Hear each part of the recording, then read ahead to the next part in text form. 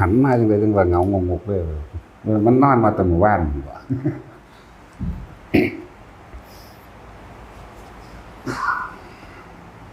เสียงมันคือกล่องแต่ละยินอยู่ว่าทางคนข้างหลังยินอยู่ดอกเนาะ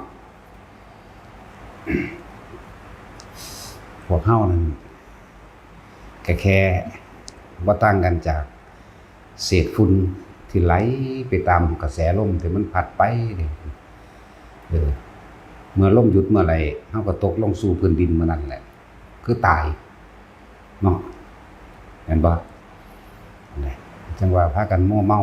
อิหยังกันแท้จังปล่อยใจทรงใจไปกับความอยากได้อยากดีอยากมีอยากรวยอยากเป็นนั่นนี่อยู่ตลอดและเบิดลมยามใดพวกเจ้าก็ตกลงสู่พื้นดินเด้ออย่างบ่มีอิหยังจีรังอย่างยืนดอกบ่มีหยังคงที่เฮานี่เป็นดุจดังว่าเศษฝุ่นที่ฟุ้งกระจายไปกับลมเท่านั้นเมื่อหมดลมเมื่อไหร่ก็ต้องกลับกลายเป็นดินเมื่อนั้นนั่นแหละจะคือเพลงนั้นเด้เนาะ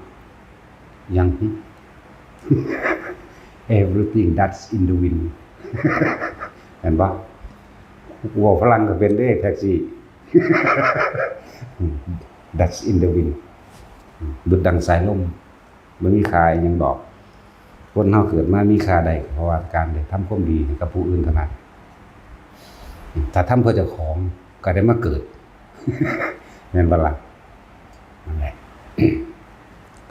คือครูบาชัยวัฒน์เพิ่นเทศน์เนาะเพิ่นว่าคนเฮาที่มาเกิดที่ได้เวียนกลับมาเกิดเพราะว่ามีบุคคลอันเป็นที่รักนั่นแหละเป็นสาเหตุให้กลับมาเกิดอีกนะก็จริงของเพิ่นอยู่เด้สัตว์ทั้งหลายเกินว่ายตายเกิดมากที่สุดก็เพราะว่าหยังความรักความอะไรทำให้สัตว์ทั้งหลายเวียนว่ายตายเกิดมากที่สุดแต่แม่นของเพิ่นมันจะมีคนรักคนหนึ่งที่จะดึงดูดเพื่อให้กลับมาเกิดมันก็ถือของเพิ่นนะบ่ได้ผิดเด้คือ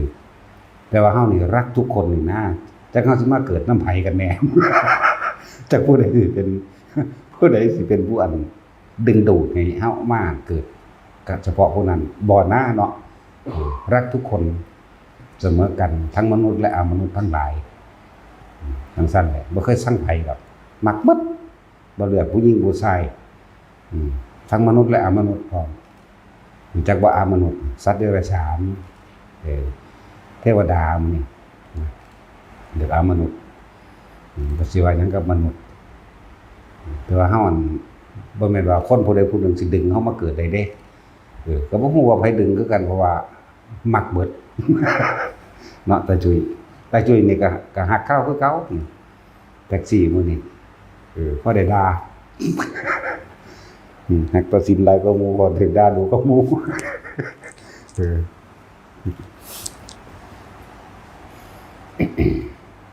ทรงอารมณ์เป็นกุศลหรือว่าสร้างสิ่งที่มันเป็นบุญเป็นกุศลไว้เด้อถ้าสิพูดถึงในอดีตการของพระราหุลพระราหุลในศาสตร์ปัจจุบันนี่บทบาทเพิ่นบ่ค่อยหลายแค่ว่าแม่เพิ่นบอกว่านั่นพ่อเจ้าไปขอสมบัติไปนั่นตามธรรมดาแล้วโลกเนาะโลกมนุษย์หรือว่าคนก็มีความหวังปรารถนาสูงสุดคือความร่ำรวยมียศถาบรรดาศักดิ์และอำนาจมีเท่านี้สุดอยู่แค่นี้นึงเด้ยศถาบรรดาศักดิ์ร่ำรวยและมีอำนาจนั่นพอเจ้าไปขอสมบัติพอเจ้าไปแต่ว่าพระพุทธเจ้าเฮาละทิ้งเบิดแล้วเด้บัดนี้เหลือเฉพาะอริยสมบัติเพราะว่าโลกิยสมบัติรวยมียศถาบรรดาศักดิ์และอำนาจก็ได้เกิดเป็นกษัตริย์ก็เป็นกษัตริย์ต่อจากเพิ่นนี่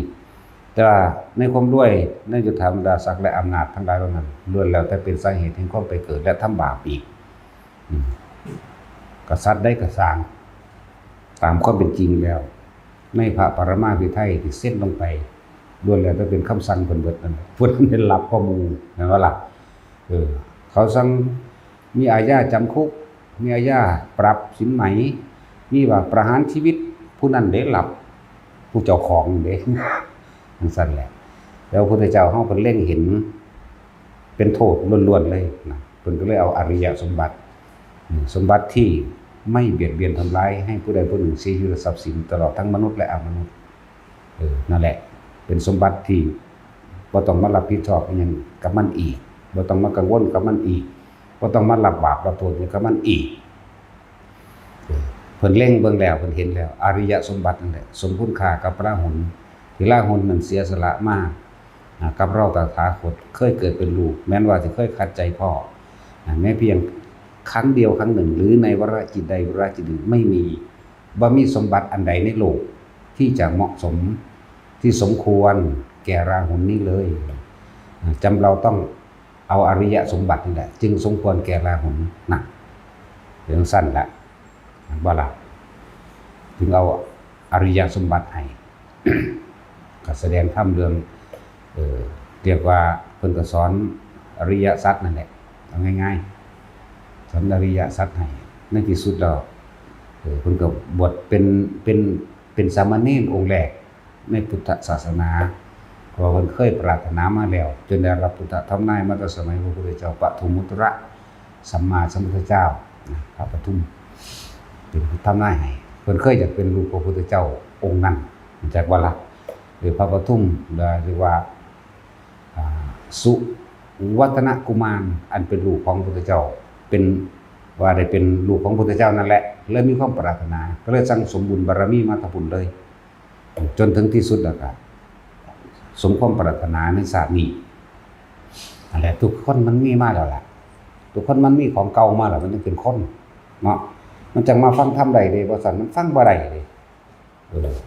ตัวเคยสั่งสมอะไรมากๆด้วยความเคยชินเป็นอุปนิสัยเคยสั่งสมเรื่องการให้ทานรักษาศีลฟังธรรมตลอดทั้งการปฏิบัติธรรมมันก็ไหลร่วมออกมาสู่ของมันเองน่ะนั่นแหละแต่ว่าถึงเวลาแล้วมันก็ไหลร่วมกันมาหากันเองเคยสร้างบุญบารมีไปทำกันไปผู้ขวางก็ขวางอยู่หั่นเด้จังซั่นเด้มันเป็นปกติของมันอยู่แล้วเป็นธรรมชาติอันนึงธรรมชาติเรื่องของกรรม พระราหุลก็เลยเป็นสามเณรองค์แรกในพุทธศาสนาของเฮาคนที่เคยปรารถนาเป็นบุตรของพระพุทธเจ้านี่หลายมากกว่าแสนล้านโกฏแต่ว่าบุคคลผู้ที่ตั้งมั่นในปณิธานเข้าใจว่าล่ะบ่ได้น้อยเด้ที่ปรารถนาโอ้ยอยากเป็นลูกของพระพุทธเจ้าเด้ผู้ใดก็ฮักเนาะไปเห็นหม่องหันเด้ไปเห็นหม่องว่าผู้ใดก็ฮักจังซั่นผู้ใดก็เอาใจเลยซั่นบ่แม่นจักเม็ดตี้ความจริงมันบ่ได้เป็นจังซั่นเด้ความจริงในการที่สร้างสมเสียสละเด้เสียสละตัวเองเด้ไปตายแทนพ่อก็ได้รับเอาหมดทุกอย่างบ่เหมือนกับศาสตร์ที่เป็นกันหาราชาดีบ่นั่งกันหานี่คือนั่งอุบลวรรณาในศาสตร์นี้แหละที่อันบักฮาพามเฒ่าไปขอนั่นน่ะผูกตีไปนำเห็นบ่ล่ะจมไปน้ำทางได้นั่งกันหานี่พอนี่เป็นคนเห็นแก่ตัวเฮ็ดเอาเฉพาะประโยชน์ของเจ้าของเองบ่ได้คิดถึงจิตใจของลูกเลยเห็นแก่ตัวมากที่สุดยังเกิดเป็นลูกผู้นี้อีกเด้อนี่จมไปน้ำทางเด้ภาพมันก็ตีไปน้ำทางได้บักฮานก็เลยเทวทัตนั่นแหละจังซั่นส่วนชาลีบ่ได้เป็นจังซั่นยกมือพนมขึ้นว่าบิดาของเราที่จะไม่ทำอะไรในสิ่งที่เป็นประโยชน์นั้นไม่มีเลยย่อมมีย่อมยังประโยชน์ให้แก่ผู้อื่นเสมอนี่ข้าพเจ้าเนี่ยขออนุโมทนาสาธุนะขอเป็นเบื้องอยู่คนละบาทหรือว่าเป็นเรียกว่าหยังแบบเป็นถาดในอยู่นี่คือคนละบาททุกชาติไปจนกว่าจะถึงที่สุดนะนั่นแหละนี่แหละจังว่ามาสรุปรวมลงแล้วเนี่ยจังกันกองเลยเหลือผู้เดียวจริงๆบ่แม่นแค่ว่าเพิ่นปรารถนามาผู้เดียวเลยบักหลายแม่นว่าล่ะอันนี้จึงบอกว่าทุกคนสั่งสมไปเถอะเมื่อถึงเวลาเต็มแล้วแม่นบ่อยากได้ก็ได้บ่อยากเป็นก็เป็นทางสั้นแล้ว ส่วนนางอุบลวรรณาครับผัดไปบ่ได้มาเกิดเป็นลูกเพิ่นนี่มาล่ะและอาสนกรรมเก่าก็ยังให้ผลตอนบรรลุอรหันต์แล้วก็ยังถือหลานจันทกุมารเป็นผู้ข่มขืนพอบรรลุอรหันต์แล้วเด้นี่ทางสั้นแล้วเรื่องของกรรมอันนี้จันทกุมารก็ถือแผ่นดินสูบดิซั่น คำว่าหลานกับพี่น้องกันนั่นแหละเกิดพร้อมกันนั่นแหละแต่อยู่ในฐานะว่าเป็นหลานผู้นี้เป็นน้าผู้นั้นเป็นลูกเอื้อยก็สิมีลูกหลายคนอยู่ตัวเนาะสมมุติว่าลูก7คนจังซี่ผู้นั้นเป็นลูกเอื้อยผู้ที่1ผู้นี้เป็นผู้ที่7ก็ใหญ่มาพร้อมกันก็มักกันจังซี่นะลักษณะนั้นแหละจังซั่น นางอุบลวรรณาค่ะ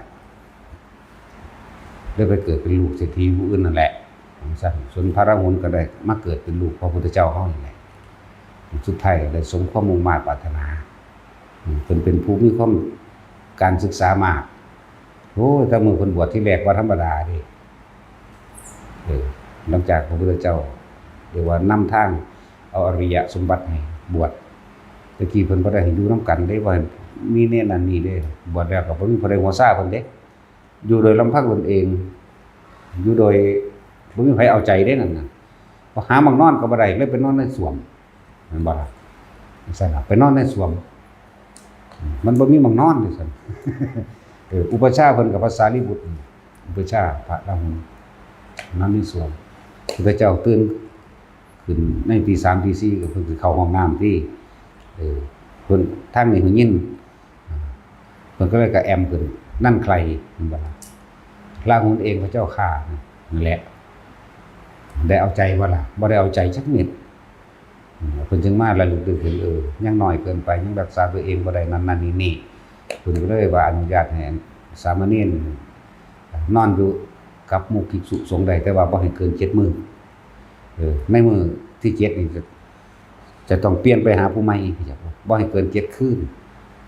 บัดนี้พวกฉลาดแน่ก็เลยเอาบ่ให้แจ้งจักว่า ลูกตี4มั่งลูกตี5มั่งนะบ่ให้แจ้งเห็นลายมือ มันเลยมีอีหยังไม่แบบนี้แหละบ่ให้แจ้งเห็นลายมือบ่ให้ครบคืนบ่ให้เต็มคืนเต็มมือเต็มคืนจังซั่นก็สิเว้าเรื่องว่าบทบาทของพระราหุลแม่นบรรลุแล้วน่ะมีอยู่บ่ส่วนมากบ่เกี่ยวข้องกับมนุษย์ปานใดเข้าใจบ่เมื่อเพิ่นบรรลุธรรมเมื่อพระราหุลบรรลุธรรมน่าจะเป็นอายุ19 ปีพระราหุลบรรลุธรรมพร้อมกับบริวารที่เคยสร้างบุญกรรมมันร่วมกัน 110,000 โกฏนั่นเห็นบ่ล่ะ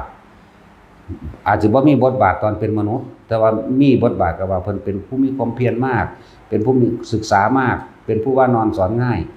สามเณรแปลว่าหยังผู้ฝึกที่จะเข้าให้ถึงความสงบหรือเตรียมให้เข้าถึงความสงบสามเณรสมณะก็แปลว่าสงบแม่นบ่ล่ะสามเณรก็ว่าผู้เตรียมตัวจะเข้าถึงความสงบนั่นสั่นในมือที่เพิ่นบรรลุธรรมบริวารที่เคยสั่งสมมานำกันเป็นเวลา 110,000 โกฏนั่นแหละว่าเพิ่นบ่มีบ่แม่นเด้หลังจากนั้นเพิ่นก็ปีกหลีกเล่นออกอยู่ตัวลำพังพระองค์เดียวเด้อยู่ลำพังพระองค์เดียว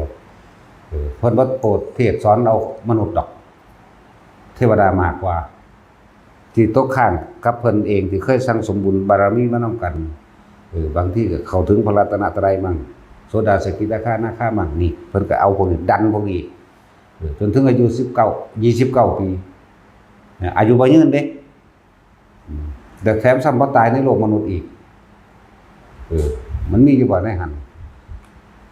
ผู้จะถามไผดอกว่าเขาจำ เลี้ยวเบิ่งแท็กซี่เป็นตามีความรู้ความมีปึกก็หมู่อีกมันมีอยู่บ่ในพระไตรปิฎกสันเดียวเบิ่งผู้ใดแบบสงวงเสงเหลงอยู่บ้านหามึงนี่เนาะนั่นล่ะตายดาวดึงเด้อเวลาเพิ่นไปปรุงมุปาติเสสนิพพานทำลายธาตุขันธ์อยู่เทิงเทวดาเขาเผาเอาเลยหรือว่าไงว่าเขาเผาเลยเหมือนเผาเลยเด้อเพิ่นเข้าสู่เตโชกสินไฟเผาร่างกายตัวเองแล้วแม้กระทั่งอธิษฐานของเพิ่นกระจายไปตามหมู่ที่บ่ทันได้ถึงอรหันต์เก็บเอาจักว่าล่ะเขาเก็บไปบูชาในวิมานของตนนานาเราเรื่องพระราหุล เพิ่นเป็นผู้มีคุณมากเด้อธรรมดาเด้ในประวัติเพิ่นซ่านนี่อาจสิบ่ได้กล่าวไว้หลายนะกับมนุษย์ แต่ว่ากล่าวไว้ในเมืองเทวดาจังซั่นแล้วกล่าวไว้ถึงว่าสร้างไปเถอะเฮ็ดไปเถอะเฮาส่งเฮ็ดสิ่งที่มันเป็นบุญเป็นกุศลเอาไว้เถอะบุญคือความสงบกุศลคือความสะอาดและความอันเป็นหนทางออกจากทุกข์เรื่องบุญกุศลร่วมกันเฮ็ดไปเรื่องของพระราหุลอีกอย่างนึงว่าเรื่องของพระอัญญาโกณฑัญญะก็เหมือนกันมีความเป็นมาว่าสมัยนั้นน้องกับอ้ายผู้หนึงก็คือพระอัญญาโกณฑัญญะนี่แหละอีกผู้หนึงก็อันผู้บวชสุดท้ายแม่สุภัททะเนาะสุภัททะนี่เป็นน้องหลาผู้เพิ่นมีความปรารถนามาแต่สมัยพุ่นล่ะที่จริงเขาเจ้าสั่งสมมาแล้วล่ะแล้วก็มาเห็นพระพุทธเจ้าปทุมมุตระอีกแล้วในพระพุทธโคดมเฮานี่พระพุทธมุตระได้ทำนายไว้มากที่สุดในสาวกของพระพุทธเจ้าเฮาจักว่ามากที่สุดเด้บ่ว่าสิเป็นพระอานนท์บ่ว่าสิเป็นพระอนุรุทธะบ่ว่าสิเป็นไผแน่เยอะนั่นแหละเห็นพุทธเจ้าตั้งไว้นะว่าเป็นผู้เลิศเรียกว่ารัตตัญญูกวาแล้วก็เป็นภิกษุองค์แรกในพระพุทธศาสนาเพิ่นไปฟังธรรมพระปทุมตอนนั้นพระปทุมมุตระเพิ่นแสดงธรรมมีพระสาวกที่เป็นปฏิสัมภิทาญาณ1,100,000 องค์ที่ฟังธรรมอยู่ตอนนั้นแต่ว่าตั้งผู้นี้เลิศว่าเป็นภิกษุสงฆ์องค์แรกในพุทธศาสนาบรรพาญาโกณฑัญญะก็ได้ยินจังซั่นก็เลยตั้งความปรารถนาสมัยนั้นมีแต่คนรวยเด้เกิดมาบ่ค่อยมีคนถูกสมัยนั้นเลยปรารถนาว่าอย่าเป็นสาวกองค์แรกของพระพุทธเจ้าองค์ใดองค์หนึ่งในอนาคตการจากว่าล่ะนั่นแหละพอจะมีความปรารถนาแล้วก็ไปบอกน้องผู้เป็นน้องไส้ก็เลยขอปรารถนาว่าจะเป็นสาวกของผู้สุดท้ายซะพระพุทธเจ้าองค์พระปทุมก็แสดงธรรมให้ฟังว่าในความปรารถนาของเธอบ่ว่าเธอสิทำการเกษตรหรือการค้าอันใดก่อนก็แล้วแต่เถอะเธอต้องให้ถวายทานแก่หมู่ภิกษุสงฆ์ตลอดสันสมณะชีพพราหมณ์ทั้งหลายเป็นผู้ที่หนึ่งเฮ็ดจังได๋น้อบัดนี้แล้วเพิ่นก็ทำการให้ทานอยู่นั่น7 มื้อเด้นิมนต์พระพุทธเจ้ากับสาวก1,100,000ได้มาก็ทำทานอยู่จังซั่นถึง7 มื้อแสดงว่าต้องรวยขนาดเนาะ รวยขนาดใดตั้งล้านแหมเนาะซั่นแล้วแต่ก็มีความปรารถนาคือกล่าววาจาขึ้นต่อหน้าพระพุทธเจ้าเด้พุทธเจ้าเพิ่นก็จึงน้อยๆได้บ่เนาะ ที่จริงมีคนปรารถนาหลายกว่านั้นเด้บ่แม่นว่าคนผู้เดียวเด้เบิ่งไปแล้วเบิ่งมันสิถึงหรือบ่ถึงก็เลยทำนายพระอัญญาโกณฑัญญะในสมัยนั้นว่าเธอสิได้เป็นสาวกของพระพุทธเจ้าองค์หนึ่งผู้มีพระนามว่าโคตมะมารดาชื่อสุโธทนะบ่แม่นบิดาชื่อสุโธทนะมารดาชื่อสิริมหามายาพระสาวกซ้ายขวาชื่ออุปติสสะโกริตะมีพระอุปถากชื่ออานนท์ก็ไล่ไว้นั่นแหละบัดนี้ก็ไปบอกน้องชายก็เฮ็ดคือกันวิธีทำก็คือว่าเวลาเพิ่นปลูกข้าวหลังจากได้ทำนายมาแล้วแต่เพิ่นบอกวิธีทำนำเด้บ่แม่นว่าทำนายแล้วเฮ้ยกูได้เป็นบ่แม่นแปลงซี่เด้รู้จักบ่ล่ะบ่ได้แม่นเด้อ เวลาเพิ่นทำนายนำใดก็สร้างเฮ็ดจังได๋เนาะสิได้ท่านข้าวก้อนหมู่ในคณะคือข้าวเป็นน้ำนมอยากว่าล่ะเพิ่นก็เอาข้าวที่มันเป็นน้ำนมเอามาปั่นมาเคี่ยวเอาเฉพาะน้ำมันมาเฮ็ดเป็นข้าวมัทุปายาตเคี่ยวเฮ็ดให้มันเกิดเป็นก้อนนิ่มๆนั่นแหละเคยกินบ่มันสิเป็นคือขนมอันสีเขียวๆเฮามากินนั่นแหละครับบ่เหนียวเด้ลักษณะนั้นแต่ว่าแซ่บกว่านั้นอยู่ดอกอันมันเอาแป้งเฮ็ดอันนั้นก็แป้งคือกันแต่ว่าน้ำนมข้าวเนาะเพราะมันเป็นของสดด้วยซั่นเห็นมาจังซั่นสุปีทุกภพทุกชาติเด้ก็จะได้สำเร็จแบบนั้นส่วนบัดนี้ก็ไปส่วนน้องชายคือสุภัททะนั่นแหละคือบ่มาถวายท่านพร้อมอ้ายเพิ่นแล้วเขากันดอกจังสิไปพวกนี้เอาเรียกว่าเอาเขาขึ้นเหล้าขึ้นยุ้งขึ้นช้างนั่นแหละเลยมาเป็นผู้ถวายท่านผู้ใดแล้วก็เมื่ออ้ายปรารถนาสักแล้วเฮาปรารถนาเป็นผู้สุดท้ายในขณะที่พระพุทธเจ้ายังมีชีวิตอยู่เถิดนั่นแหละ แต่ว่าเขาก็เฮ็ดมาแบบนั้นเหมือนกันเด้ผู้อ้ายนี่เวลาเฮ็ดหน้าก็เอาเข้ามาเคี่ยวเป็นข้าวเป็นเนยใสหรือมัทุปายาตนั่นแหละถวายพระพุทธเจ้าแบบนั้นทุกพระพุทธเจ้าได้เวลาเกิดมา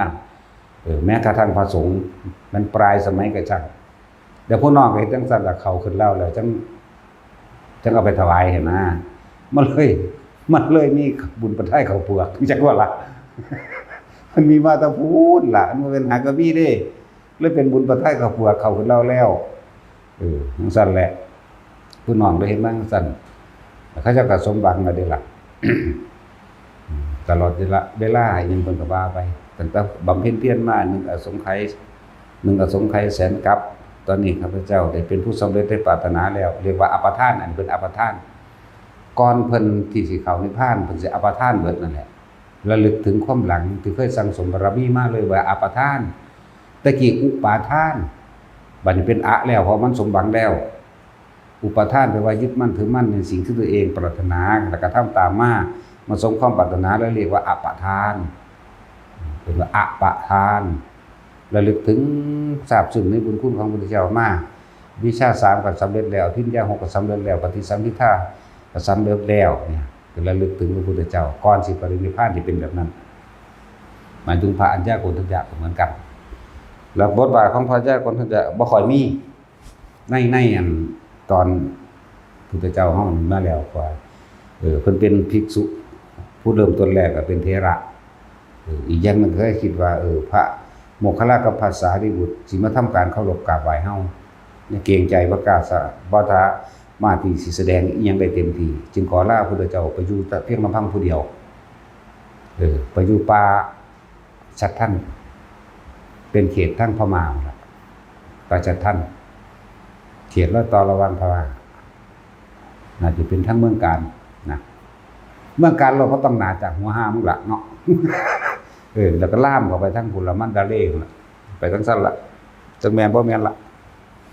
หมายถึงว่าเขตของเพิ่นอยู่บ่แม่นตะวังหันพูดถึงว่าเพิ่นก็ท่องเที่ยวอยู่ในแถวนั้นแหละเพิ่นแสดงธรรมกับไผแสดงธรรมกับหมู่เทพเทวดาแต่ก็บริวารของเพิ่นพวกสิตกข้างคือพวกนาคแน่พวกลูกขะเทวดาแน่พวกภูมิเทวดาแน่แล้วก็อากาศเทวดาที่เคยบำเพ็ญมานำกันบ่ค่อยมีความข้องเกี่ยวข้องกับมนุษย์มากปานใดในศาสตร์นี้แต่ว่าศาสตร์อื่นๆมีมาอยู่แต่ว่าพวกที่ตกข้างบ่เป็นนาคเพิ่นก็สั่งสอนหมู่นาคเป็นสุดไปเด้แล้วกับเดรัจฉานเด้เนี่ยเพิ่นก็สิมีวิธีของเพิ่นตัวเฮาบ่จักคือเพิ่นจังซั่นล่ะกันเทวดา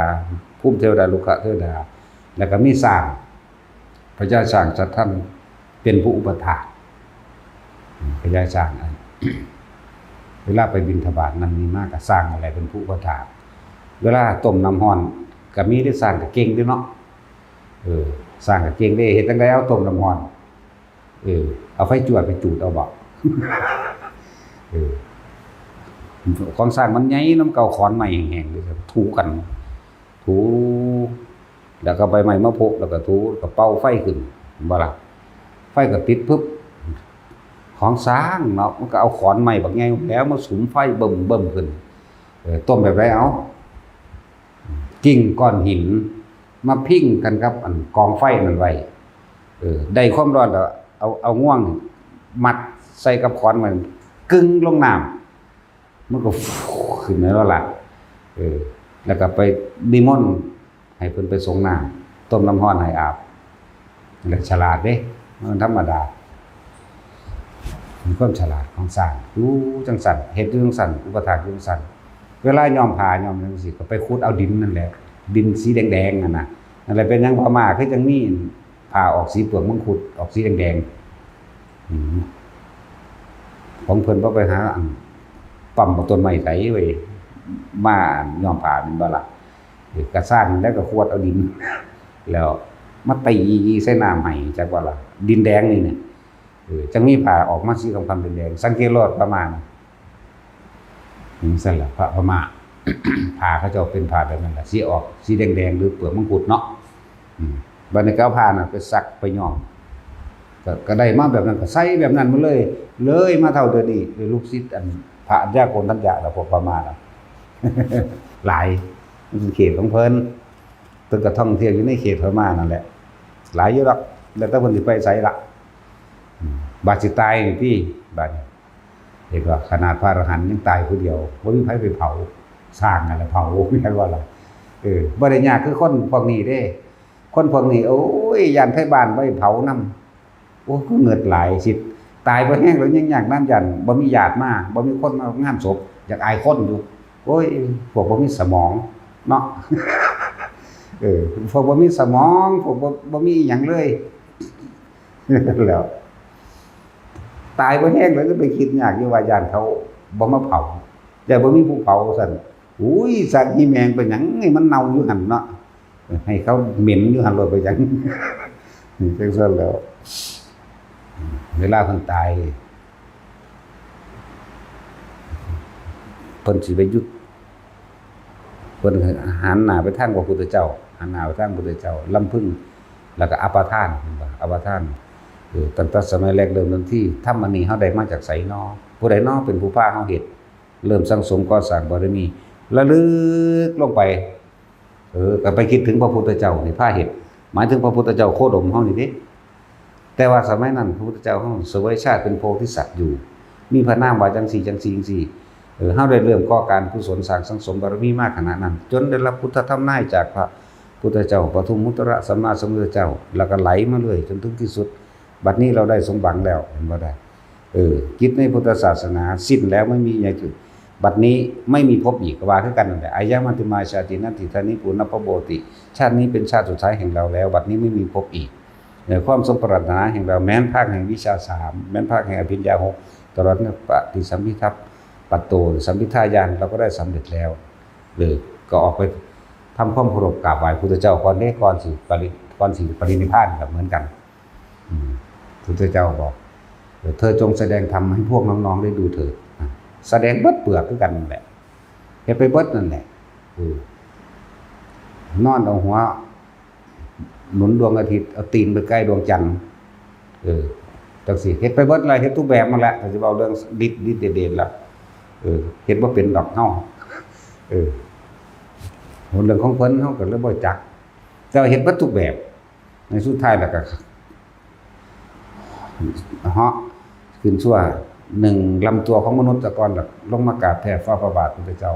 2ลำตัวมนุษย์3ลำตัวมนุษย์4 5 6 7ถึง7ลำตัวของมนุษย์แล้วก็ถามว่าเธอที่จับพระนิพพานที่ไหนก็อยู่หน้าถ้ำพระจัตทันเจ้าข้านั่นแหละแล้วก็เธอจงสั่งสอนหมู่น้องๆเป็นครั้งสุดท้ายเถิดแสดงธรรมอีกเมื่อแสดงธรรมแล้วก็ค่อยเคลื่อนไปเด้ค่อยเคลื่อนลอยตัวออกไปจะไปหาล่างมนุษย์อยู่พุ่นที่ยืนลำพึ่งจากว่ายืนลำพึ่งอันเขาเห็นลำพึ่งแบบนี้แต่ที่จริงเป็นแบบนี้เป็นเหตุแบบนี้นั่นแหละปัจจุบันว่าเขากับซักจึกลงหน้ากับงุบลงดินแน่พระอรหันต์ขัดรุ่นนั่นไหมเนาะตายยังบ่มีผู้ใดไปเผาอยากก็บ่ได้คิดอยากนึกว่าอยากอายคนอย่างคนมางานศพจังซั่นแล้วก็สร้างนั่นแหละทำชาปนกิจสร้างแต่เป็นผู้เผาเองแล้วก็พระอธิษฐานของคนต่างๆก็แตกกระจายเป็นทิศต่างๆมูเทวดานำไปมันนาคนำไปนั่นหลายอย่างระดับที่เข้าไปนำไปมีจึงบอกว่าคนเฮาบ่ทันตายห่วงแต่ว่าเจ้าของตายแล้วสิบ่มีไผไปเผาสิบ่มีญาติมาเนาะโอ้ยเนาะกูจักเน่าแมงอยู่ขับถีบอยู่เด้เนาะสั่นแล้วนั่นแหละขึ้นอยู่กับการสั่งสมเด้อผู้ใดก็ดีแม้นว่าจะเป็นก็เป็นแต่มันสั่งสมถึงขีดจับมันแล้วถึงขีดสุดขีดจบมันแล้วมันก็เป็นของมันเองดอกพระราหุลก็บ่ได้คิดว่าสิได้อริยสมบัติก็บ่ได้คิดว่าสิเข้าพระนิพพานชาตินี้ได้ล่ะแม่นบ่ล่ะพุ่นสิไปขอสมบัติพอเข้าใจว่าสมบัติทั้งโลกพุ่นน่ะสิไปขอมงกุฎปราสาทสิไปขออำนาจในความเป็นพระราชาเจ้าฟ้ามหากษัตริย์นี่ล่ะ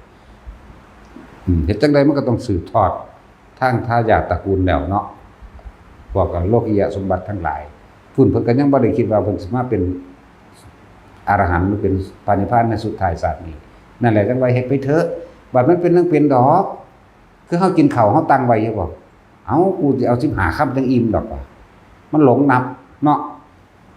หางเทื่อมันก็อิ่มก่อนนั่นก็มีตัวเองก็ฮู้เองตัวมันอิ่มดอกเลยนั่นก็มีสิไปกำหนดอีหยัง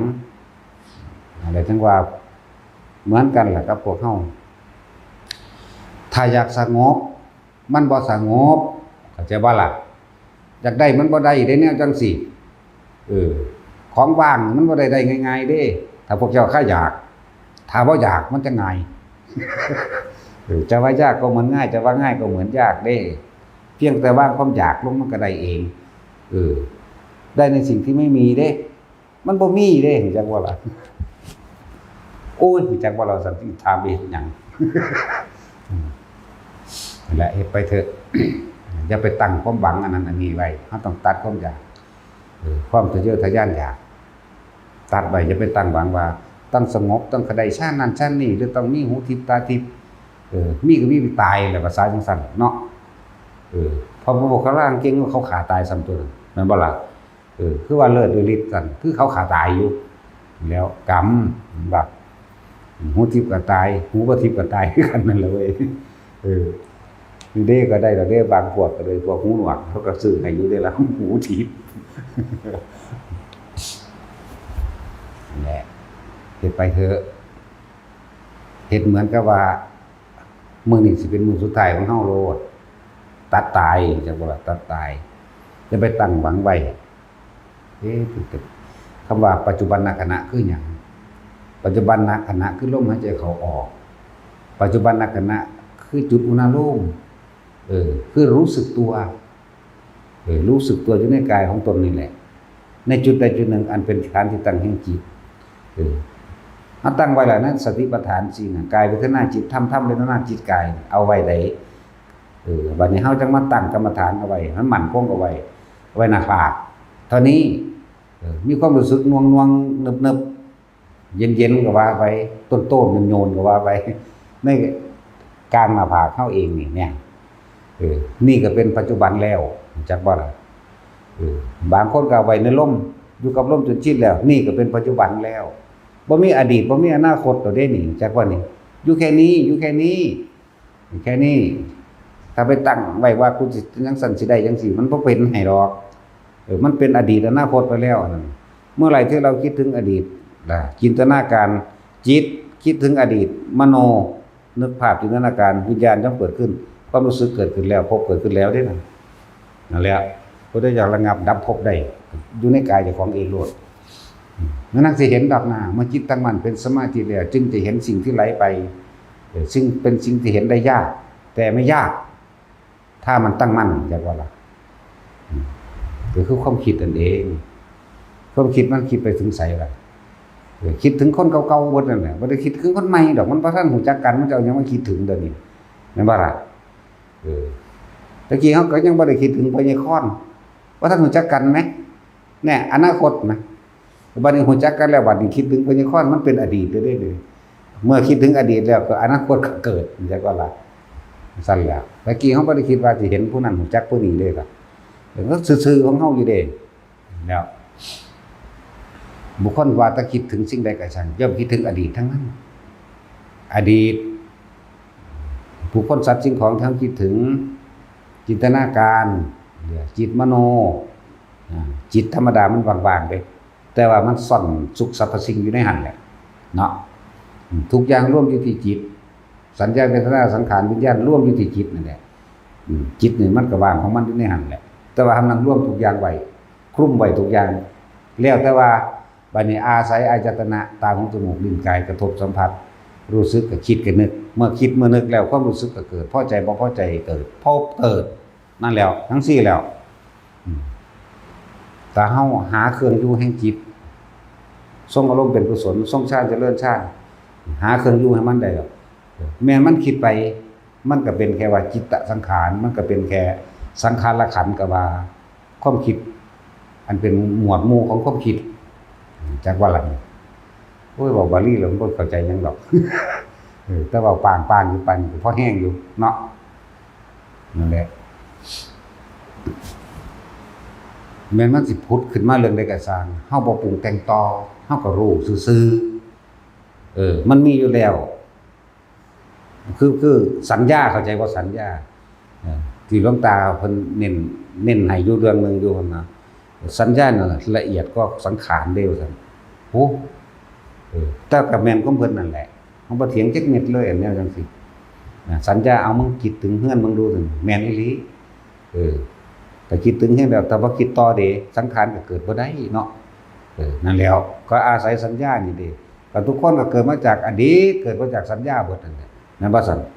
สัตว์ทั้งหลายเวียนว่ายตายเกิดมากที่สุดความรักความอะไรเอาหยังมาจากความรักความอะไรก็สัญญาตัวเนาะมันสั่นตัวความจำได้หมายรู้ จำในรูปในรสในกลิ่นเสียงจำในเวทนาจำในสัญญาจำในสังขารจำในวิญญาณคือความรู้สึกนี่มันก็เลยเอิ้นว่าใจก็ว่าจิตก็ว่า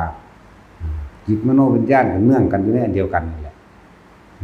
เป็นสั่นแต่มันทำงานมันก็มโนหมดแล้วแต่มันทำงานแล้วก็วิญญาณเกิดมันก็พบเกิดถึงตัวมันบ่ล่ะ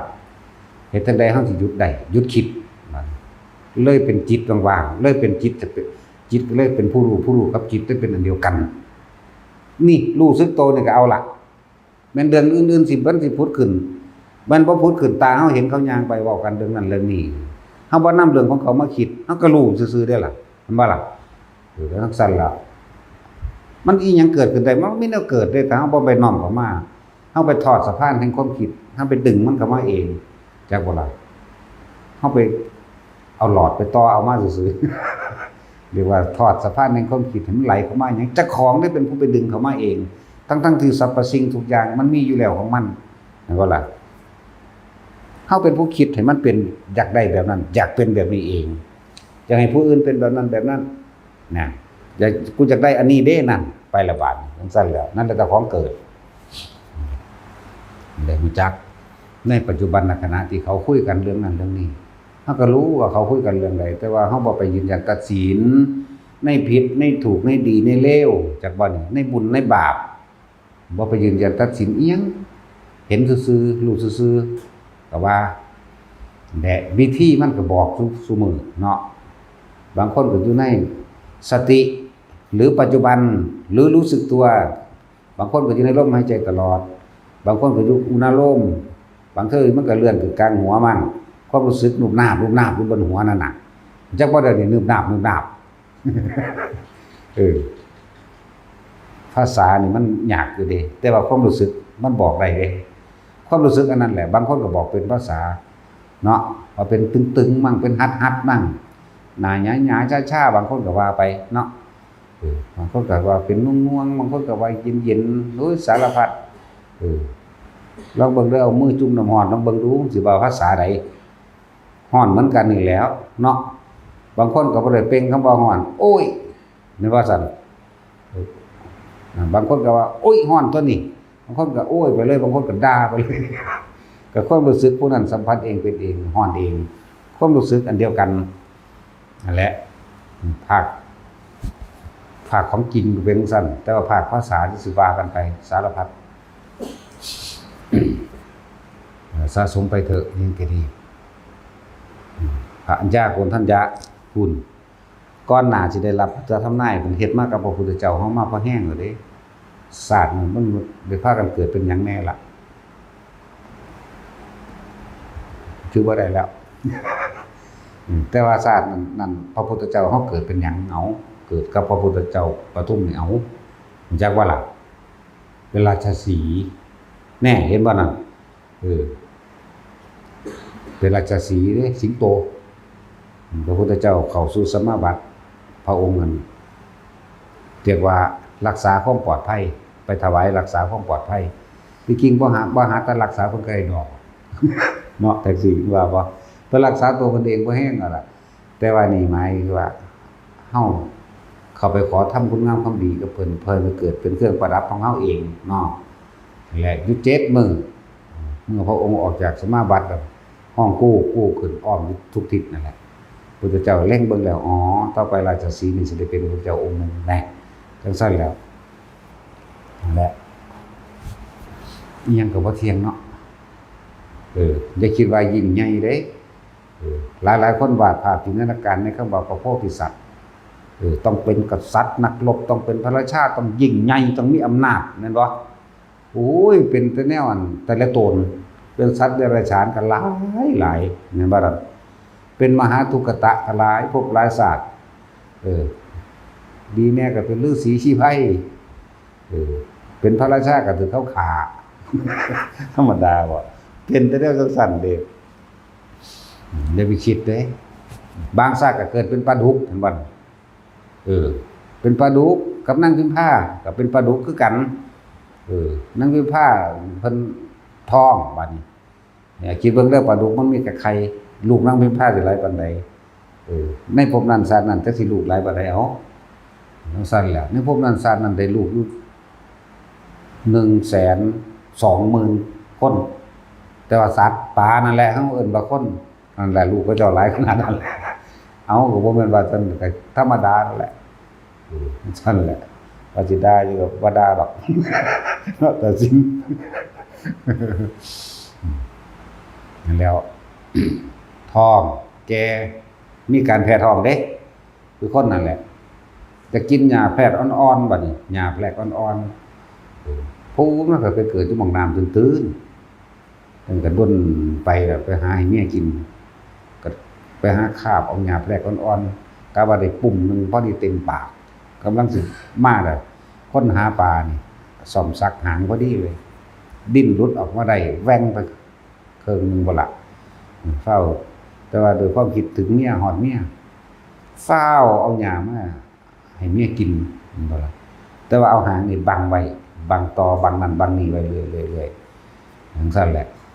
แต่เราก็บ่เรารู้พ้นสายตาเบิ่งแล้วโอ้ยแล้วเกิดสำนึกได้เฮานี่เห็นแก่ได้เห็นแก่อยากเห็นแก่กินเนาะเกือบว่าสวามีนี่เอาชีวิตมาบ่รอดเนาะขอโทษกันจังซั่นแล้วแหม่เพิ่นเกิดเป็นเดรัจฉานเป็นเมื่อที่สิเว้าซ่านมันเป็นงัวตัวเนาะชาติแรกที่ชาติอันที่ว่านั่นน่ะที่เคยเกิดคือว่าผู้ลังกาอย่างนี้แหละเรื่องเกี่ยวเนื่องมานี่แหละมันผู้ลังกาลังเกิดนี่แหละเดี๋ยวเป็นงัวน่ะเป็นราชสีห์มั่งเป็นอีหินบ่แล้วก็เป็นไก่เนาะเดี๋ยวผู้นึงก็เป็นคนนายพรานภาษีเป็นนายพรานไล่ยิงกันมาก็จังซี่แล้วอย่าว่าแต่ยิงใหญ่หลายเกิดเป็นปลาช่อนมั่งเห็นบ่ปลาช่อนใส่สัจจะกริยาเห็นฝนตกจังซั่นเป็นปูก็เป็นเด้แต่ที่เล็กกว่าอันนกเขมรนี่บ่มีแต่เล็กสุดเท่ากับนกเขมรใหญ่สุดก็คือเท่ากับช้างเท่านี้เกิดเป็นสร้างก็หลายภพหลายชาติเกิดเป็นม้าเกิดเป็นม้าเกิดเป็นช้างเกิดงัวควายสารพัดเด้อพวกเจ้ากว่าสิได้มาเป็นพระพุทธเจ้ากว่าสินำคำสอนมาให้พวกเฮานี่แหมพวกเฮาคิดหยังออกบ่เดี๋ยวนี้ที่เว้ามานี่พวกเฮามันแค่ว่าอมเข้าไว้อยู่รูนึงเด้มรรคผลนิพพานนี่จักบ่นี่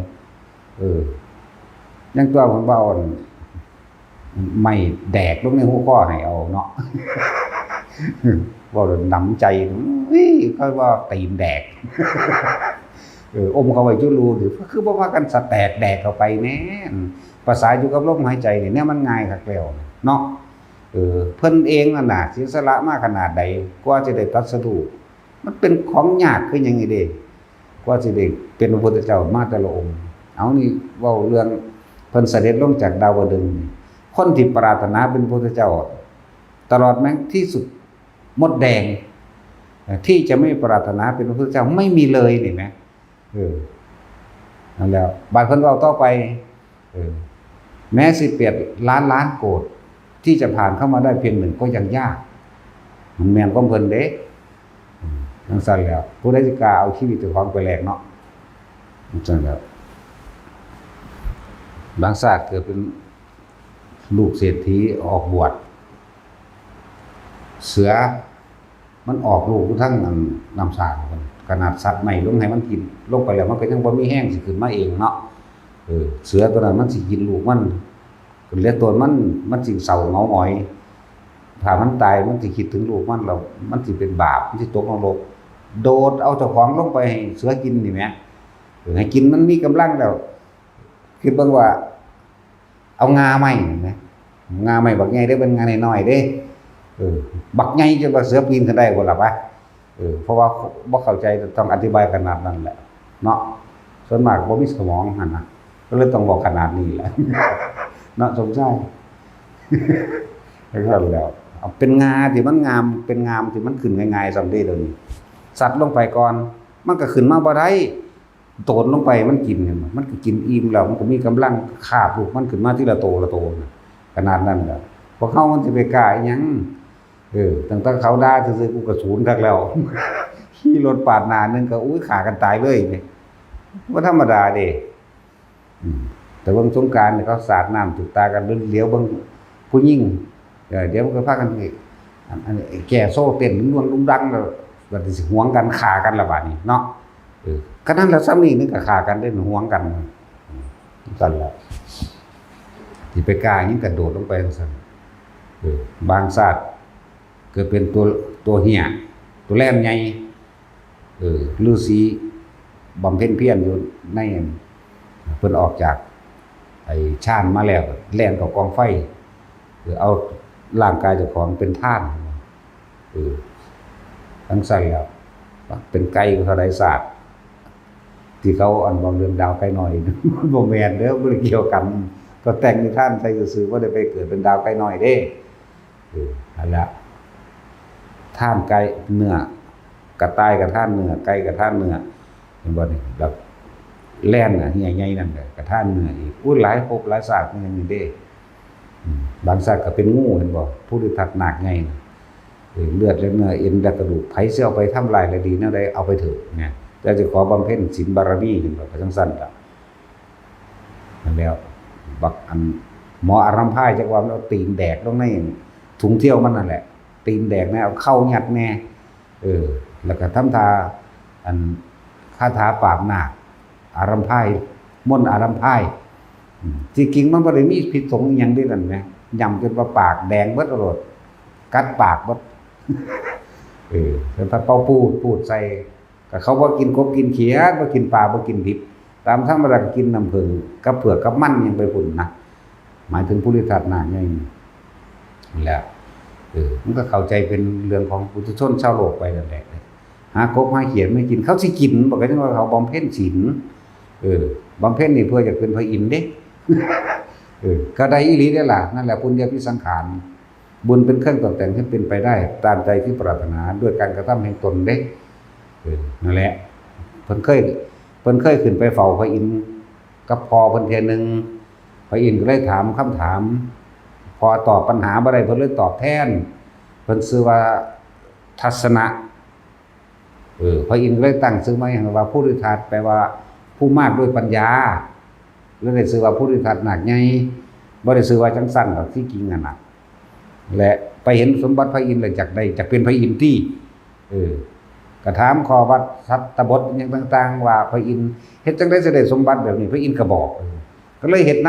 ำแล้วจังซั่นแล้วก็ได้สมปรารถนาอยู่ได้ล่ะเตือนแหลกมาด้วยความแหลกมาด้วยชีวิตได้ยังก็ดีสำหรับเพิ่นนั่นแหละเสียไปเถอะสังสมไปเถอะพวกเฮานั่นบ่ต้องไปบำเพ็ญเพียรคือเพิ่นก็ได้ดอกแค่มีสตินึกอยู่ในลมหายใจเข้าออกแค่มีสติระลึกรู้สึกตัวอยู่ในกลางหน้าผากมันกลางหัวมันกลางอกมันก็แล้วแต่ว่าจะออกจากกายจะออกจากฐาน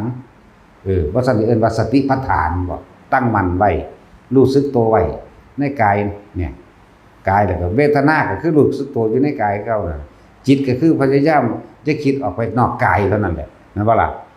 ซ้ำนี่นึงเด้ล่ะบ่ก็เฮ็ดอยู่นี่ไปแค่ซ้ำตายนี่นะบัดสิตายจังได๋มันเบิดลมหายใจแล้วก็เป็นผุยผงดูดังธุลีตกลงดินนั่นแหละเนาะมันสิไปมีอมตะอมเตะมาทางใดบ่เฮานี่ดินก็ยังคงเป็นดินลมก็เป็นลมฟ้าก็เป็นฟ้าคือเก่านั่นแหละนั่นแล้วพวกเฮานั่นมันแค่เศษธุลีดินที่ปลิวไปตามลมนั่นเด้ใช่ว่าล่ะบัดเบิดลมแล้วเมื่อลมหยุดเศษธุลีดินก็ตกลงสู่พื้นดินคือเก่าเนาะก็เปรียบชีวิตคนตัวเราเบิ่งแม่เบิดลมหายใจมึงดูมึงบ่ตายโดดก็เป็นดินคือเก่าตัวเนาะมันซั่นแล้วบ่ซั่นสิว่า dust in the wind บ่ อันนี้เป็นหยังบุนี่ นี่คือนี่แหละที่ไปฝึกกรรมฐานมา คือสำเร็จแล้วคือนอนได้แบบพิสดารนั่นนะนี่ฝึกมาแล้ว ผู้ลังกาไปผู้ลังกามาเดือนหนึ่งได้ท่านี่ ได้ท่านี่นี่คือไปฝึกมาจากผู้ลังกาเดือนหนึ่ง แต่สั่นแล้วได้ท่านี่นอนแบบพิสดารเขาก็เบิ่งกูดอกเขาแย่งซีนกูมัด โหมันตกเขาคนได้ธรรมดาเด้ก็เพราะว่านอนทานี่แหละ ตกเขาบ่เก็บเป็นว่าสำเร็จแล้วโอ้สมชาติตกเขาคนได้ ซั่นแล้วธรรมดาเลยเด็กหน่อยเนาะแต่ว่ามันบ่แม่นเด็กน้อยเด้น้อยโตๆซื่อๆเด้ร่างกายยินทรีย์ว่าต้องแข็งแกร่งแต่ว่าใจเนี่ยใจยินทรีย์นี่แข็งแกร่งเด้จักว่าแข็งแกร่งแบบใดบ่ได้ยอมแพ้เด้ใจมันน่ะจักว่าแต่ว่ากายยินทรีย์มันยังอ่อนแออยู่เพราะท่านได้ทนทานได้ก็ต้องปล่อยเป็นธรรมชาติของร่างกายเป็นแบบนั้นแต่ว่าใจยินทรีย์นี่ที่จักว่าล่ะนั่นแหละ ใจเขาบ่ได้ยอมเด้แต่คนยอมมันก็สึกไปตัวโดนตัวเนาะพามันก็ฟ้ามันสึกมาโปกโอด แสบตีก็ตีเด้ฟ้ามือใส่พร้อมมันก็ไห้มันก็ห้องไปด้วยมันบ่ได้ยอมเด้แล้วแข็งแกร่งไปเลยดัดไปเลยมีแต่พวกเฮาแหละนั่งเบิ่งจักหน่อยนี่จักยามใดสิเซาเทศ อยากนอนก็คิดฮอดบ่นอนล่ะมุ่งก็ว่าทันเรื่องกลาง พัดลมก็อยากเปลี่ยนอันใหม่ เนาะเห็นบ่พูดไปคิดฮอดบ่นอนพัดลมก็ตะกี้มันหนาวบ่ได้ใช้อันน้อยๆก็หนาวคักแล้วบัดนี้อยากได้อันใหญ่ๆ มันร้อน ธรรมดาเลยอินทรีย์หมายถึงร่างกายของเขาว่าได้แข็งแต่ก็ต้องฝึกดับไปก็เดี๋ยวนี้แหละแต่ว่าใจมันแข็งกล้าแล้วเด้ใจบ่ล่ะใจมันบ่ได้ยอมเด้มันมีแต่อยากไปก็อยากไปเด้มันบ่ได้ย้านเด้นั่นแหละเว้าเรื่องเห็นผีให้ฟังก็เว้าเด้ศาลาห่างๆว่าศาสตร์กับกระพือเองมองเก่ามองเฮาไปเห็นนั่นแหละรู้จักบ่แม่ซี่ผีแม่ซี่อยู่หั่นเฮาไปเห็นมาก่อนแล้วเฮาเว้ากับมันเว้าอันเดียวกันเลย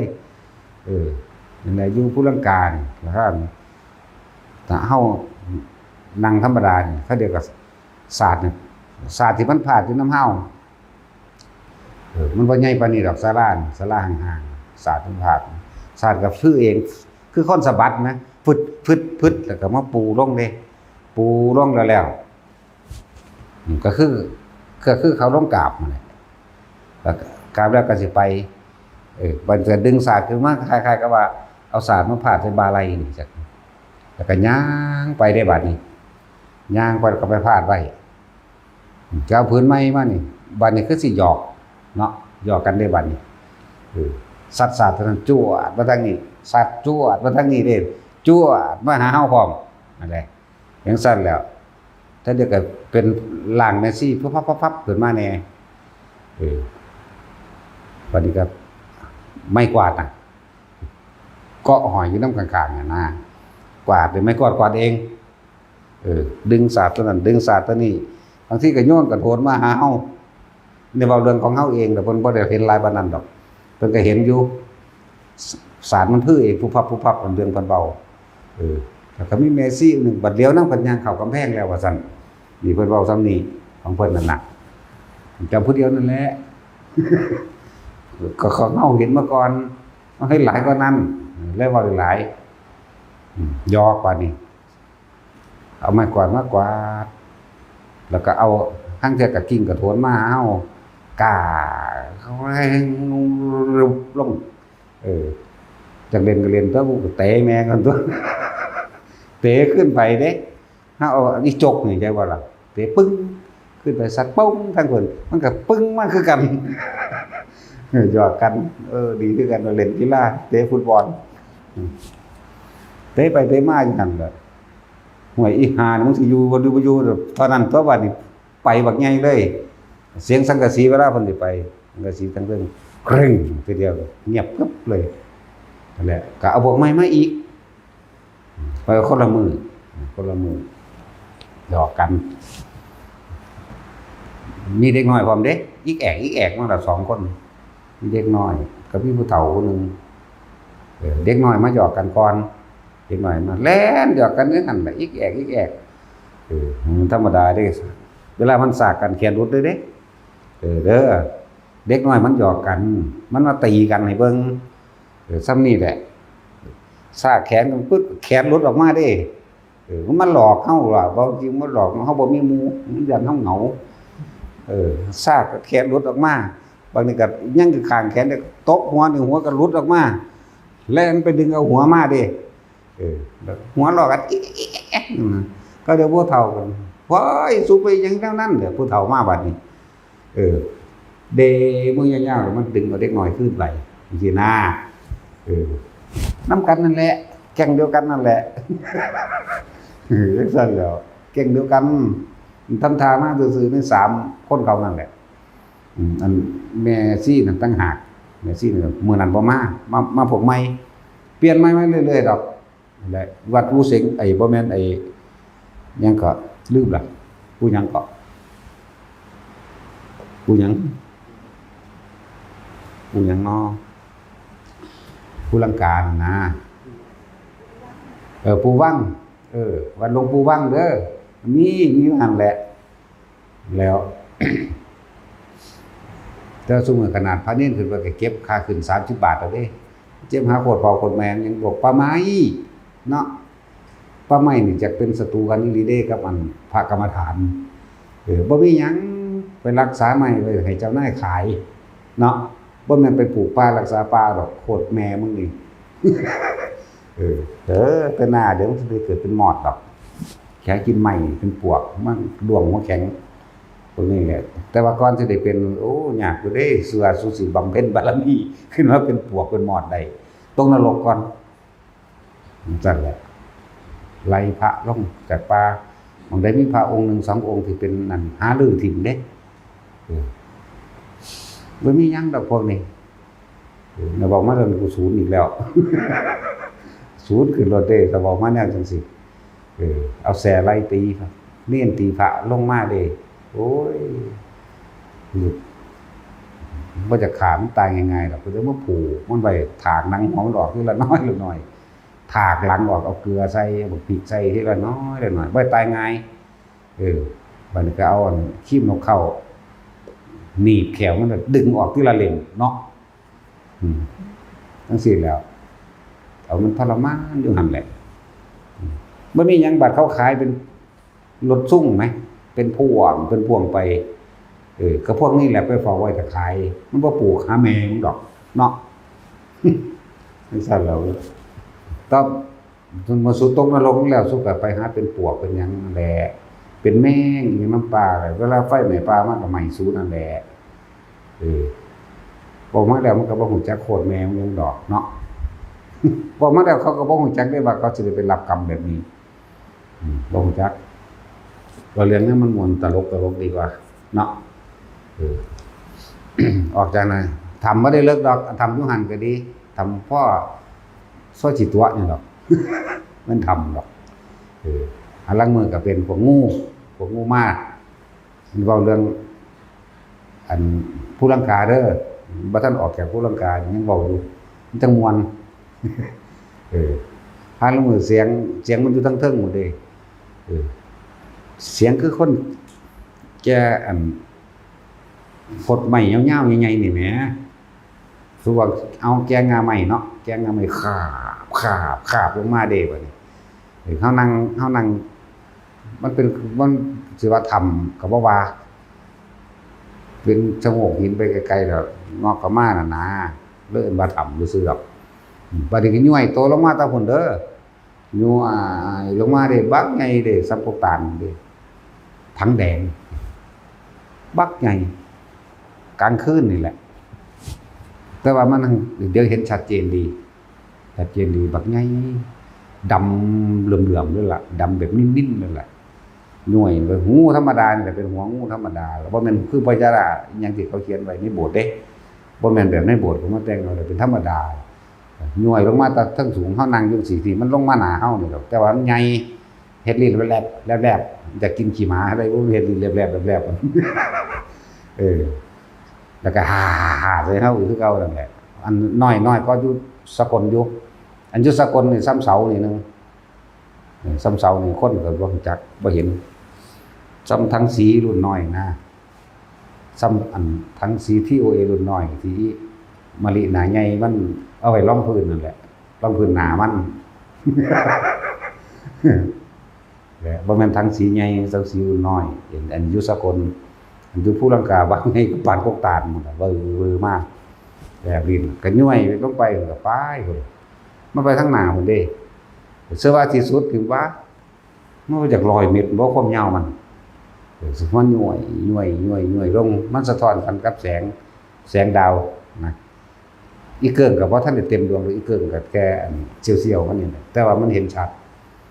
ปลายแล้วหางว่าไงเป๊ะลงหน้าหางก็เลย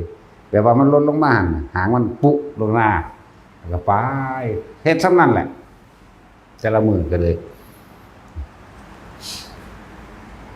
เฮ็ดซ้ำนั่นแหละไม่แต่พวกเข้าไปเห็นเป็นจังได๋ล่ะนี่บ่ต้องพูดถึงตาสินแต่คนน้อยแล่นมีท่าหน้านี่ก็พอแห้งแล้วคนน้อยๆนึงเด้ว่าคืบเดียวนี่แหละคืบเดียวนี่เป็นคนอีหลีนี่เด้น้อยๆเด้แล่นไปทั้งสิ้นน่ะนะเฮาก็นั่งธรรมดานี่บ่แม่นนั่งสมาธิบ่แม่นหลับตานั่งอยู่ก้อนหินก็เอาขาสั้นไว้ซื่อๆนะนั่งเทนึงแล่นกินไปพุ่นลิฟต์ก็ทั้งพุ่นถ้าเดียวบักนึงก็แล่นสวนไปทั้งลิฟต์ก็ทั้งพุ่นเด้ธรรมดาอยู่ผู้ทอกก็เห็นอันนี้อยู่ผู้ทอกนี่ทำก็ทำบ่เลิกดอกที่แรกเป็นแสงขาวหยาบๆมันซะก่อนแล้วมึงอยู่เล่นกับกูบ่นั่นล่ะอยู่อันผู้ทอกอันอยู่ผู้ทอกพูนขึ้นไปที่มีครับพระเขาเจ้าปั้นไว้หลายๆนั่นน่ะหลายตาห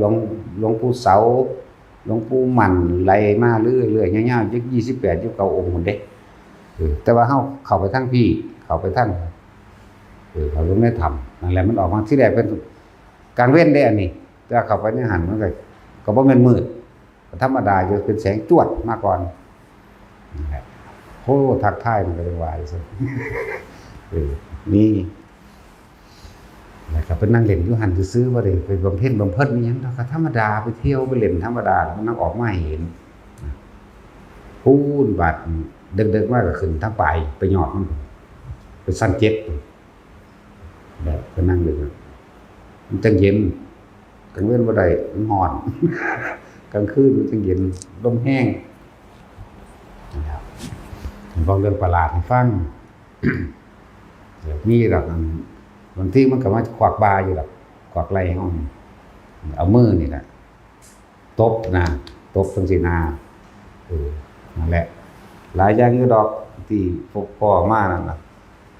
เว้าพวกเจ้าฟังซื่อพวกเจ้าสินอนหลับถ้าเราแน่บ่เป็นตาสแตกมันหัวดีซื่นมาเกาะขึ้นรถอันแน่ว่าเป็นตาสแตกเนาะเวลีตัวก็เว้าได้ซั่นแต่คนน้อยค่าคืบมีอีหลีเด้แต่มีตามเฮาเห็นนั่นแหละสิจริงหรือบ่จริงก็บ่แน่แล้วแต่แล่นตัดหน้าเข้าไปผู้นี้แล่นตัดหน้าเป็นสีหนักน้อยๆดอกค่าคืบนี่คือคนอีหลีนี่แหละแล่นบ่นุ่งเสื้อนี่ต่างหากจะเอิ้นคนหยังละคนหยังก็สร้างแมงดอกเนาะอันนี้แนวจังซี่ก็มีเห็นอยู่แต่ถ้าอยู่ทำพระก็อย่างนึงหมายถึงอยู่สกลนี่อยู่สกลบ่จักชื่อมันดอกของบ่ชื่ออีหยังเพราะมันไปเรื่อยๆจังมันชื่อว่าจังไดหมายถึงชื่อธรรมหมายถึงชื่อบ้านชื่ออำเภอพูดมันเลยไปฮอดหาอีพญหาพุ่นไปตามพูดแบบนั้นพญหาหลวงปู่หาเขาเรียกว่าหลวงปู่หาสุบโลหลวงพ่อไดโนเสาร์มันก็ไปเฝ้ากระดูกเก่าของเพิ่นแหละที่เพิ่นได้ฉายาว่าหล ลวงปู่หาสุโกโลหรือว่าหลวงปู่ไดโนเสาร์เพิ่นไปเห็นกระดูกเก่าของเจ้าของกระดูกเพิ่นเองนั่นแหละสมัยเพิ่นเกิดเป็นไดโนเสาร์เอาสิเบิ่งเอาจักล้านปีแม่นบ่ล่ะและกาฬสินธุ์นั่นน่ะพระเจ้าเลยเอิ้นนั่นอันนั้นเขาเจ้านิมิตเห็นขุดไปกันเป็นอีหลีเฮาบ่ได้นิมิตเด้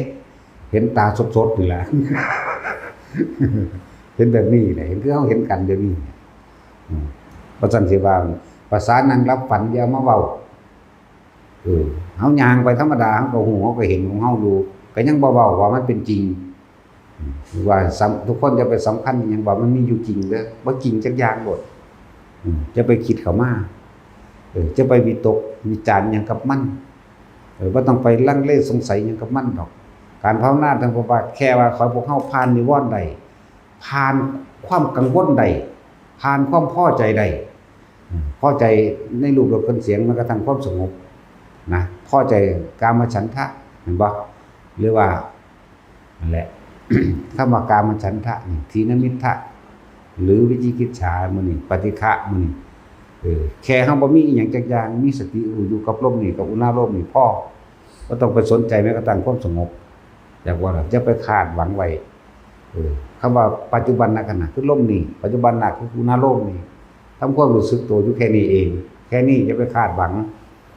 เฮ็ดไปจนตายเนาะเอานะมันบ่มาเกิดดอกนะคือบ่ได้เฮ็ดได้ไปฮอดหั่นหรอกเนาะนั่นแล้วขามนิวรณ์ตัวเดียวได้มันก็ไปของมันเองดอกโอ้นิวรณ์แปลว่าหยังเนาะบัดนี้เนาะ แปลว่าความกังวลในเรื่องอยากสงบกังวลในอยากเห็นอยากฮู้กังวลในอยากหูทิพย์อยากตาทิพย์กังวลในมรรคในผลว่ากังวลในว่ากูจะได้โสดาสกิทาคาอรหันต์กังวลจังว่านั่นความกังวลเนี่ยนิวรณ์นั่นน่ะครับแปลภาษานี่โลดนั่งลงแบบกังวลในสงสัยว่ามีผีบ่นอนี่ก็เอิ้นกังวลแม่นบ่ล่ะซั่นแล้วโอ้ถ้าผีมากูเฮ็ดจังได๋นอนี่ก็กังวลนี่เอิ้นว่านิวรณ์นั่นแล้วก็มันคิดออกมันก็กังวลเบิดทั้งตัวแม่นบ่ล่ะบัดนี้ถ้าว่าคิดแค่อยู่กับลมนี่แค่อยู่กับความรู้สึกนี่มันสิเอาหยังมากังวลโดยอดีตเบิดนั่นแหละกังวลย่านเห็นผีเนี่ยแม่นว่าซั่นผีบ่ทันได้มีได้มาอยู่มันพากันคิดไปก่อนล่ะบัดผีอยู่ในท้องเจ้าของบักหลายเนาะคือบ่ย่านบ่บ่เห็นว่าไผสิย่านผีเป็ดมีแต่แซ่บ ผีไก่ผีกุ้งเนาะผีปลาหมึก ผีหอยแครงผีแมลงภู่หอยแครงแมลงภู่มันนั่นผีกบผีเขียดเต็มอยู่ในท้องเจ้าของมีจักว่าล่ะปากทางเข้าปลาสายใหญ่คือหยังปากเฮานี่เด้ซั่นปลาสายใหญ่อยู่ในนี่ปากทางมันคือปากเฮากินเบิดทุกอย่างเอาโลดผีงัวผีควายมันนั่นก็บ่ย่านเนาะแต่ผีคนเพิ่นย่าน แต่จากหัวบ่นั่นแล้วก็ความคิดของเฮาเองถ้าเฮายังคิดนี่ปรุงนี่แต่งเรื่องนั้นเรื่องนี้อยู่นั่นน่ะละว่าสามารถระงับดับความคิดได้มันกล้าก็เกิดในหันกลัวก็เกิดในหันกล้าก็เพราะกลัวนั่นแหละเพราะความคิดแม่นบ่ล่ะก็จะคิดตัวอยู่ในปัจจุบันเป็นบ่เดี๋ยวนี้ปัจจุบันคือหูดังรู้กับแค่ความรู้สึกในลมเข้าออกอยู่กับแค่ความรู้สึกนวงอยู่กลางหน้าผากเฮาเองบางคนก็อยู่กับความรู้สึกที่มันเนิบนาบรุนดาบทั้งหัวน่ะบางคนก็อยู่กับความรู้สึกโล่งๆโปร่งๆอยู่ในระหว่างทำกลางอกมีทั่วนี้นึงนี่แหละเรียกว่าปัจจุบันแล้วเรียกว่าสติแล้วเพราะว่าเฮาบ่คิดคนเฮาคิดนี่คิดอดีตเบิดคือจังเฮาสิไปหันเขาว่าผีอยู่หันนั่นบ่ได้ยินได้ฟังมาจากในบ้านเนาะสิไปหันได้ผีอยู่กกคอแต่สินขี่รถสวนมาหันผีอยู่กกคอรถเด้มันสิปึ้งขึ้นมารถเด้อันความทรงจำอันนั้นเนาะเป็นว่าตัดสินเท่าเดี๋ยวนี้ได้นี่เนี่ยคือเขาว่าผีอยู่กกคอรถขี่รถมานี่ตอนอยู่ในบ้านบ่ทันเป็นหยังพอตะขี่รถออกมาออกสุวิทย์บ้านนั่นน่ะผีอยู่กกคอรถนั่นแหละก็เป็นจังซั่นอีหลีเด้นั่นน่ะแล้วเอิ้นว่าคิดถึงอดีตลองอยู่กับลมดูมันอดีตบ่มีอนาคตบ่มีแต่ว่าคิดถึงอดีตอนาคตก็เกิดบ่ได้และปัจจุบันนั้นขณะลมเข้าลมออก ปัจจุบันนั้นก็รู้สึกตัวลมเข้าลมออกก็ถือเด้อรู้สึกตัวว่านิ่มๆนุ่มๆกลางหน้าผากอย่าออกจากฐานที่ตั้งของจิตคือความรู้สึกโดยลมเข้าออกก็แม่นรู้สึกโดยเนื้อหน้าบนหัวนี่กลางหน้าผากนี่ได้ทั้งนั้นนั่นแหละรู้แค่นี้เฮ็ดไปจนตายบ่ต้องย่านตายหรอกตายแน่นอนอยู่แล้วนะไผก็เลยเนาะ ย่านแต่ว่าตายเร็วล่ะเฮานี่กูอยากอายุยืนจักบ่จักสิมึงอยากอายุยืนบ่เอา150 ปีพุ่นเด้อให้เขาเจาะคอเจาะดังเวลาสิกินข้าวเด้อก็หยอดลง เอาแบบนั้นบ่หูยกูย่านกูเฒ่าอยู่ตอนนี้กูกำลังพอดีหนุ่ม พอดีน่ารักส่ำนี้เนาะเอาสมทาน